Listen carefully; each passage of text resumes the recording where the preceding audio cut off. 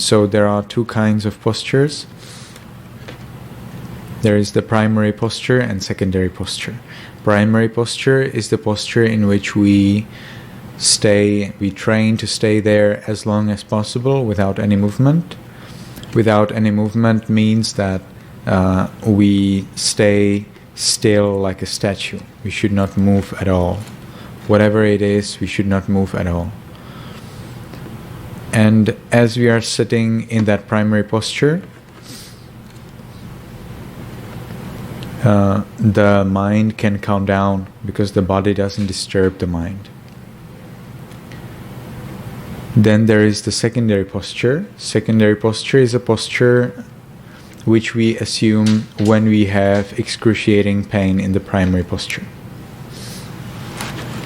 So there are yogis in the world, there are people who meditate who do not have any pain. Even after 2-3 hours of meditation, they will feel no pain. But they are rare. Usually meditators feel some pain after some time of meditating. And if the pain is too much and the yogi decides to change the posture anyway, then it's necessary to know what posture that will be before the meditation starts. Because if the yogi decides how to sit during meditation, then they may make a wrong decision. So they may sit in a posture which is actually more painful than the previous one. Or they will hesitate. They will be confused what to do when there is pain. So we get ready for that time before we start our meditation. So for that, there is the secondary posture. In secondary posture, we stay only for a few minutes, maybe 2-3 minutes, until the pain disappears.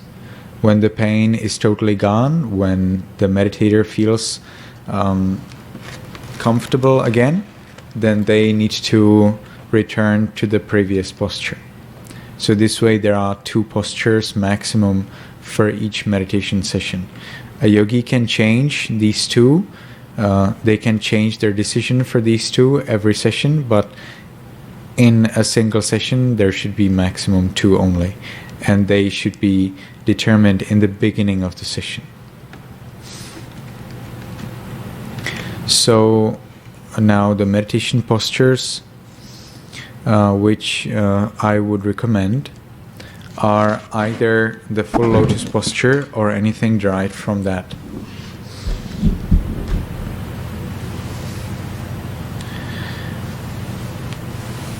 So my interpretation of the scriptures, and I'm not alone, my interpretation is that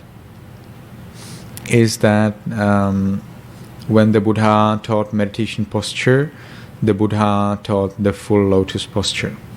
In full lotus posture, we keep one foot on the thigh of the other leg and the other foot of the other leg on the thigh of the first leg. So are you able to assume that kind of posture comfortably? No. I see. So this would be the full lotus posture. Otherwise, you can decide for any derived posture from this. So there's the half lotus posture when you keep one foot on the thigh of the other leg. Can you try it out? All right. So you can also decide to keep one foot between the thigh and the calf. Is that possible? No, not yet. Okay. So then we have the Burmese posture. Burmese posture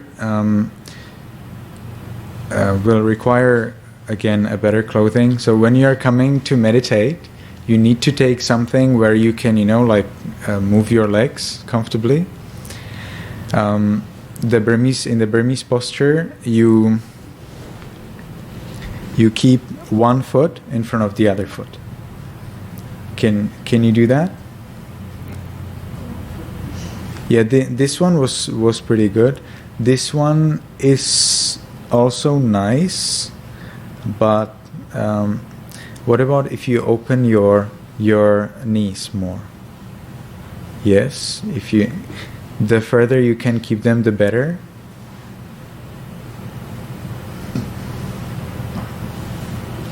I see. I personally think that this is not a posture for you.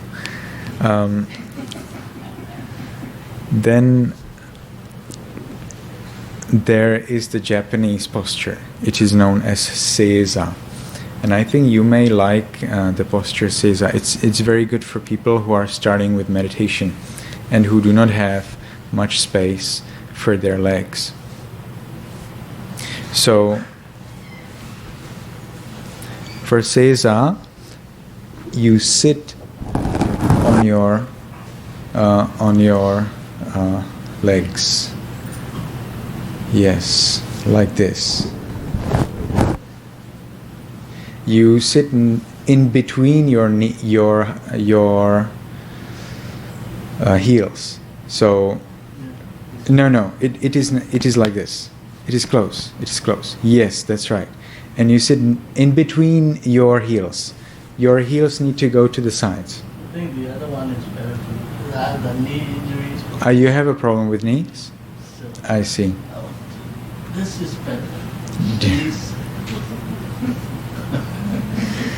Oh, I see. Keeping the foot between the calf and the thigh? Do you feel that's comfortable? Okay. So in that case, I would suggest that you take a cushion under your bum. What about if you bend this and keep it under your bum?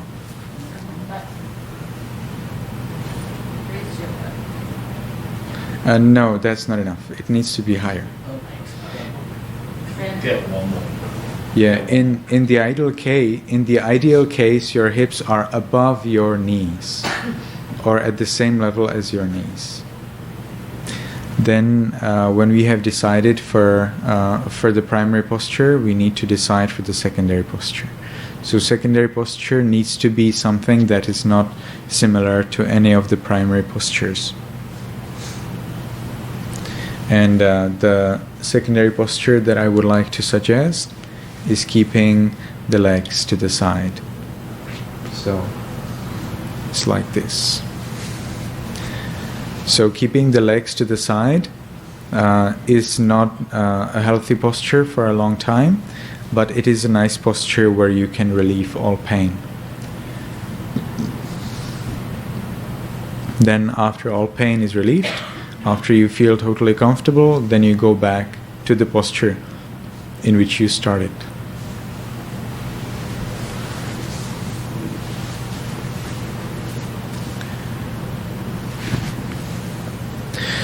Now, one posture I would like to discourage, and that is the tailor's posture. So keeping one calf on the toes of the other foot, of the other leg, and the other calf on the heel of the first leg, that is the tailor's posture. Tailor's posture is a very nice posture for speaking, for listening, for eating, but it's therefore not good for meditation. I would like to suggest that every meditator decides for their own favorite meditation posture, which is exclusively for meditation. So we do not use our meditation posture for anything else apart from meditation. This has a powerful psychological effect in which whenever we sit in that posture, the mind can quickly calm down because it knows that this is the time to calm down. So when we have decided for our primary and secondary posture, we can complete our sitting by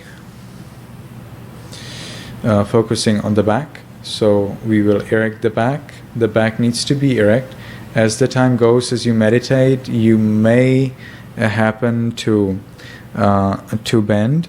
If you see that you're bent, then slowly, mindfully, you need to go back to the erected posture. Okay, you can do this as many times as you want. Then the chin, the head should be a little bit bowed in front. So the chin is closer to the neck and we see the floor in front of us. So the head is slightly bowed. We will meditate with eyes open. It's something that many meditators don't know how to do, so this is a nice opportunity to learn something new. But you keep your eyes open only a little bit, okay? Not too wide.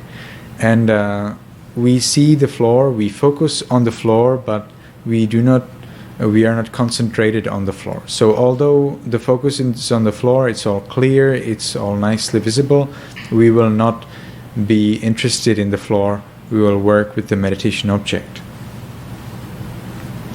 The eyes need to be open, but you can blink as much as you want. And you can also close your eyes temporarily if there is any pain, tears, or insects disturbing. Then you open them again when it becomes comfortable. Alright, we keep one hand on the other, connect the thumbs, and as we are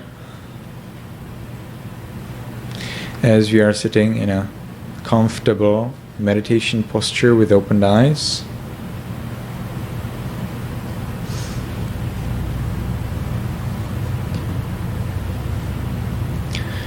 we can make the determination. So in the beginning of both sitting and walking practice, we make a determination. The determination consists of three parts. It's the time, meditation practice, and the posture. The posture is okay if you say without any movement. You do not need to say the word sitting. But even though we will determine that we will be meditating without any movement, the change into the secondary posture, if there is too much pain, and adjusting the back are two exceptions. Exceptions because they have an important reason. So we always have a reason of wisdom which is free from anger or greed. If there is anger or greed, then that is wrong and we don't follow that. So scratching, for example, is because of anger and greed. Therefore we never scratch. Looking here and there is because of greed. Therefore we never look here and there. So this is for meditation time only. So as we are sitting in a comfortable meditation posture, in the primary posture with the back erect, eyes slightly open, and the chin closer to the neck, we make the determination. In our minds, voicelessly, we decide. From now on, for 20 minutes, I will meditate on muscles without any movement. From now on, for 20 minutes, I will meditate on muscles without any movement. From now on, for 20 minutes, I will meditate on muscles without any movement. This determination needs to be extremely strong, extremely important. Because the stronger, the more powerful determination it is, the more powerful, the easier it will be for you to follow it during the practice. Then if during the practice comes any distraction, if there comes any problem, any idea to do something else apart from, in this case, apart from meditation on muscles, if there comes an idea to move, you always remind yourself of the determination that you made in the beginning. Alright, so we made the determination and we can start. We will start at the top of the head. Now at the top of the head there is no muscle. There is only a kind of flesh which is similar to muscle. So we accepted whatever it is, okay, it's just a piece of flat flesh, it's at the top of the head, and we consider its characteristics. It is heavy. It has a weight. So we consider the weight of the muscle, it's not a muscle, of the flesh at the top of the head. And we allow it to be heavy. We consider the fact that it is heavy, allow it to be heavy, we accept it to be heavy, and we also let go. We understand that we didn't design this piece of flesh. We didn't decide that this piece of flesh will be there at the top of the head. And we do not have any power over its aging or decay. So we just let go. We allow it to be whatever it is. Okay, it's just a piece of flesh. We don't force it, we don't expect anything of it. We just learn. We are curious. Where is it? What does it do? How does it feel?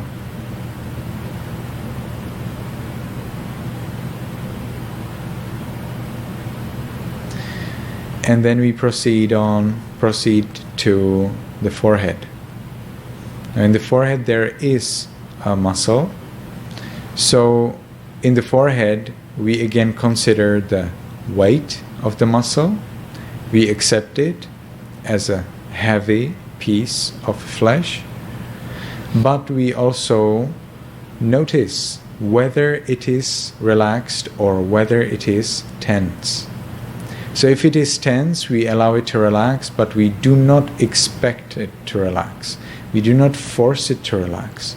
We actually don't even try to relax it. We just know. Is it tense or is it relaxed? And we accept it as it is. Is it heavy? How much heavy it is? And we again reflect on the fact that we didn't design it. We didn't decide that it should grow there. And we don't have power over its aging and decay.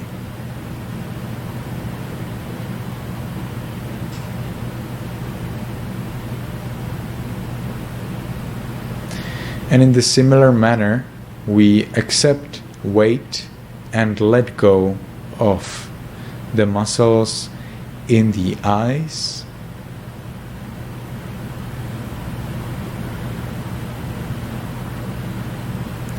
nose,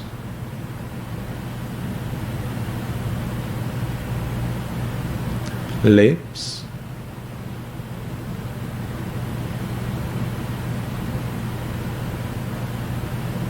chin,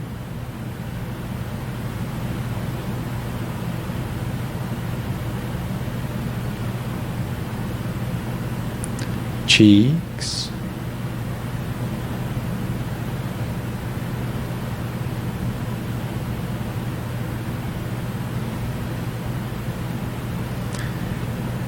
ears,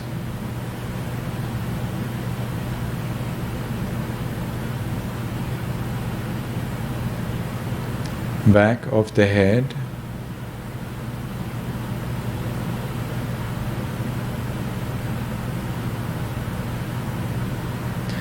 and we relax all attachment to all of the muscles throughout the head.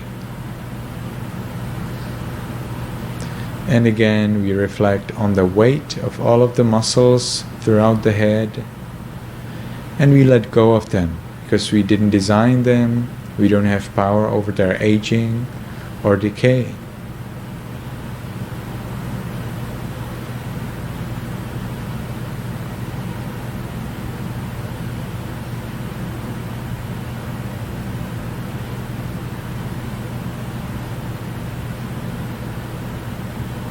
Then neck,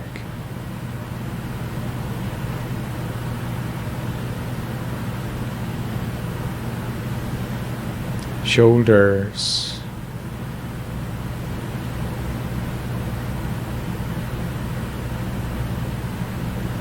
arms,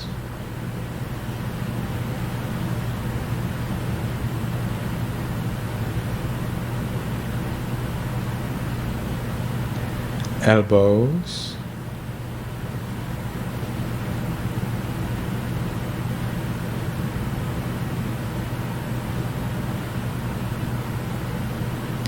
forearms,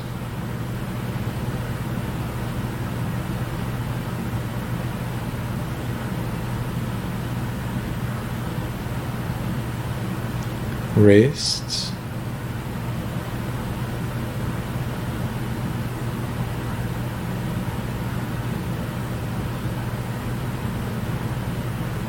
palms,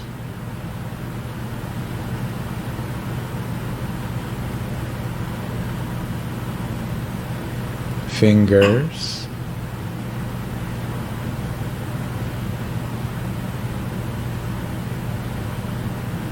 tips of fingers,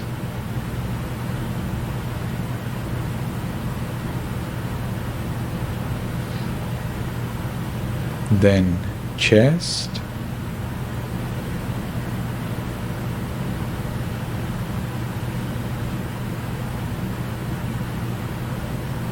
abdomen,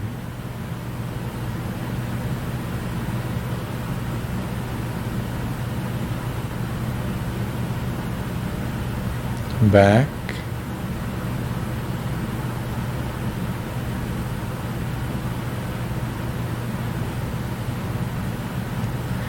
and we relax all of our attachment to all of the muscles throughout the upper part of the body.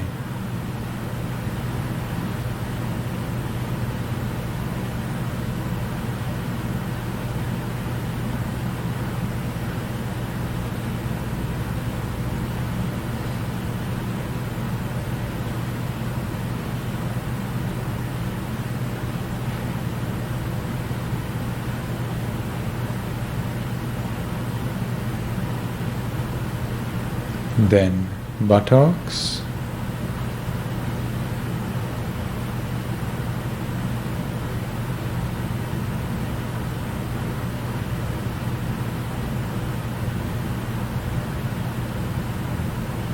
thighs,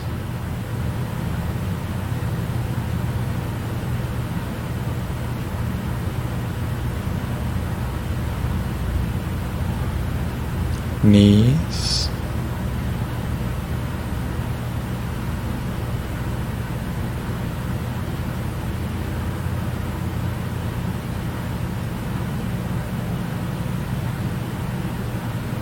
calves,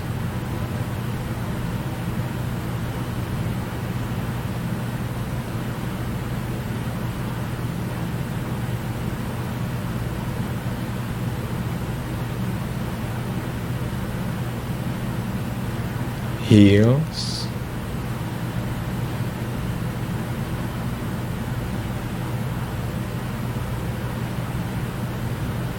soles,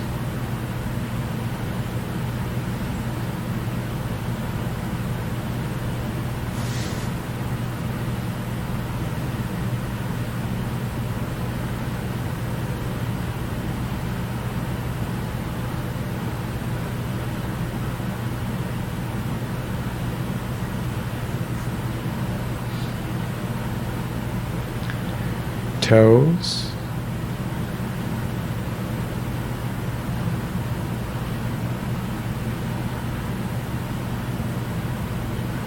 tips of toes,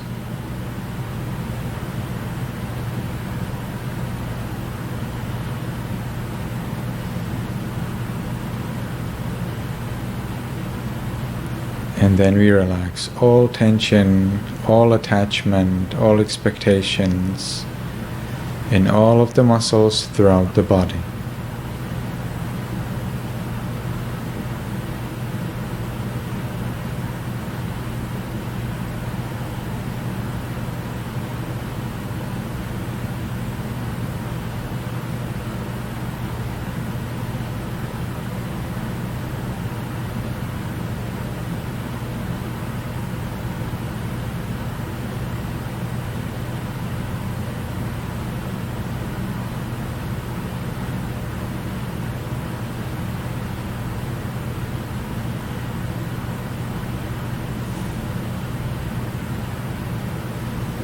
So we consider how they are heavy, we accept their weight, we allow them to be the way they are.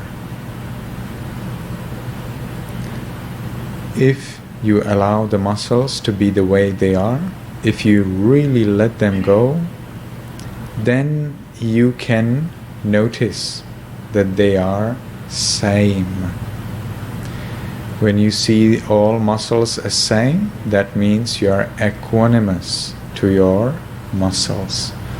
So this is one of the benefits of this practice, that we gradually remove attachment to the muscles through removing distinction and greed for several of them. And then when we have relaxed all of the muscles throughout the body, we go back to the top of the head and start again. So again, we consider the weight and the lack of control regarding the muscle. It's not a muscle, regarding the piece of flesh at the top of the head. And then we proceed to the forehead, eyes, nose, lips, chin, cheeks, ears, back of the head, and we relax all tension throughout the head.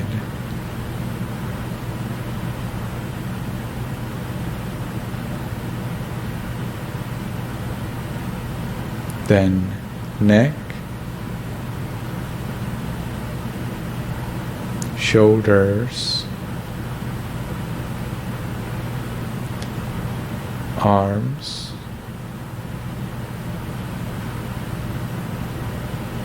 elbows,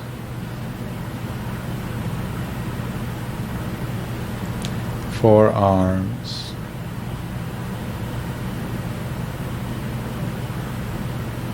wrists, palms,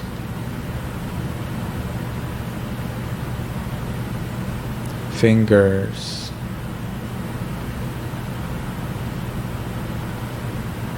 tips of fingers,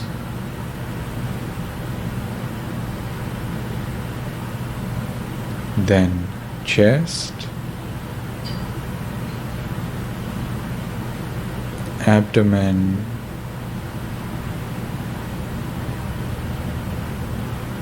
back,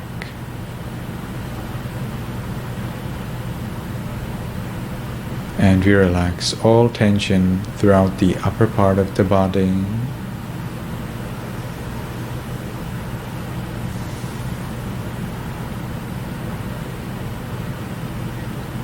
Then buttocks,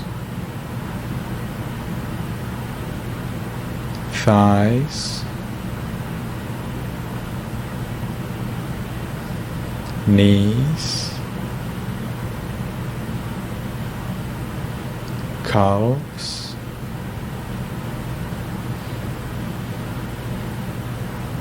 heels, soles,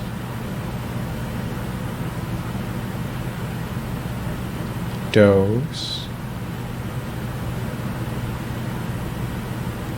and we relax all tension, all attachments, all expectation to this body. We relax all of the muscles. We experience how all of the muscles are heavy, and we let go of them. We allow them to be the way they are.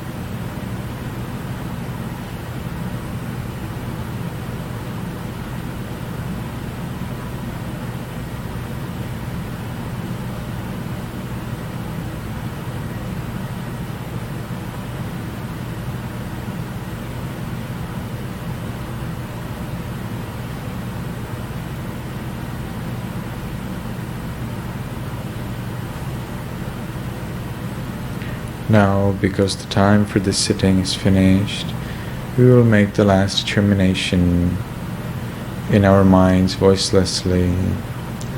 From now on, I will always be mindful and shine with loving kindness. From now on, I will always be mindful and shine with loving kindness.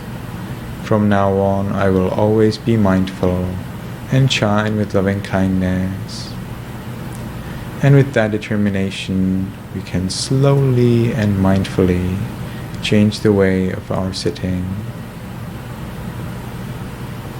So we will move into the secondary posture, not because there would be pain, but because it's the end of the sitting session. In this meditation retreat, the purpose of this practice is peace. So as soon as the yogis feel 80% or more of peace during this practice, but it needs to be throughout the day. So the yogis need to be given some time. You will be given time from I still have to explain to you how to do walking practice, and then from then until tomorrow of this time you have time to meditate. So there will be no instruction until the next day afternoon, and then there will be interviews. So then with the interviews I will have to decide whether you still need to continue to work on relaxation or whether I can update your practice. There's not much time left, so I would suggest that you cherish all time as much as you have and practice ardently. So the more time you can practice, the better. If you need to go home and you cannot be here throughout the day, you can also decide to dedicate your night time or any other free time to this practice. You can also relax during the other activities, let's say when you're eating or when you're taking bath or when you're lying down to sleep, or when if you happen to speak with somebody. Then in all of these activities you can gradually, slowly you can relax all of the muscles. I myself use it, especially if I talk with a conflicting person, then the relaxation helps to ground myself. It helps to enjoy that peace of the relaxation of the present moment and be more careful about what I'm doing or what I'm saying.